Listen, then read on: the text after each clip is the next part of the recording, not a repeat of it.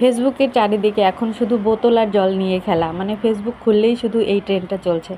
তো যাই হোক, বসে আছি, ভাবলাম যে চলো আমিও একটু ট্রাই করি রিয়েলিটিতে কেমন হয়, সেটাই আমি তোমাদের সাথে শেয়ার করব। তো এমনিতে তো আমি অনেক সুন্দর সুন্দর দেখেছি, বাট আমি একটু ট্রাই করে দেখছি কেমন দেখা যায়। তো চলো তোমরা পুরো ভিডিওটা দেখতে থাকো। তো প্রথমে তো আমি দেখো একটা বোতল নিয়েছি, অনেক কষ্টে খুঁজে খুঁজে একটা বোতল পেয়েছি। এই বোতলগুলো আমার ঘরে একদম ছিল না, তো যাই হোক আমি কোনোভাবেই ম্যানেজ করে নিয়েছি।